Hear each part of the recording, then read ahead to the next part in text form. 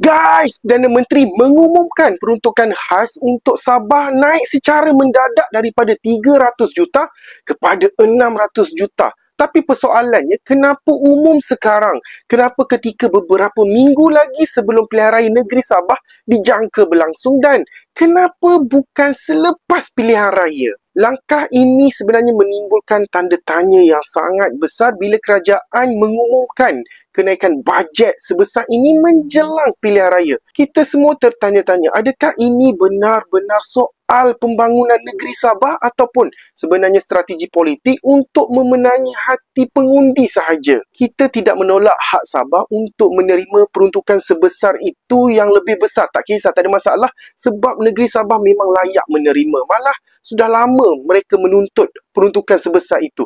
Tapi masa pengumuman ini mencetuskan persoalan bila diumumkan saat politik tengah memanas. Ia bukan lagi sekadar dasar pembangunan, ia mula berbau politik hadiah. Lebih menarik lagi kalau kita imbas kembali sejarah, orang yang sama, Anwar Ibrahim, pernah menegaskan bahawa tindakan menggunakan bajet kerajaan untuk memancing undi adalah rasuah pilihan raya. Ketika itu beliau sangat lantang bersuara. Katanya ia tidak beretika dan mencemarkan demokrasi. Tapi hari ini perkara yang sama sedang berlaku, cuma pelakunya yang berbeza. Inilah yang rakyat lihat sebagai cakap tak serupa bikin. Kita mahukan politik yang matang dan adil. Kalau nak bertanding, biarlah di padang yang sama rata.